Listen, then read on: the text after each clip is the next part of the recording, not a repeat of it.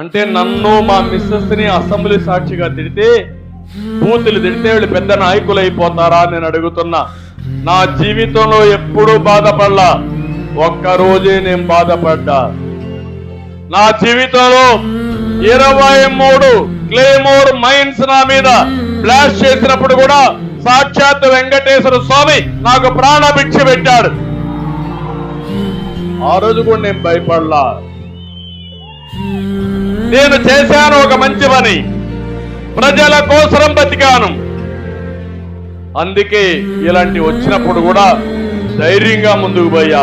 కానీ జీవితంలో ఒకే ఒక్కసారి బాధపడ్డా, అది నా భార్యని అసెంబ్లీలో తిట్టినప్పుడు బాధపడ్డాను తమ్ముళ్ళు అని చెప్పి నేను మీకు తెలియజేస్తున్నా.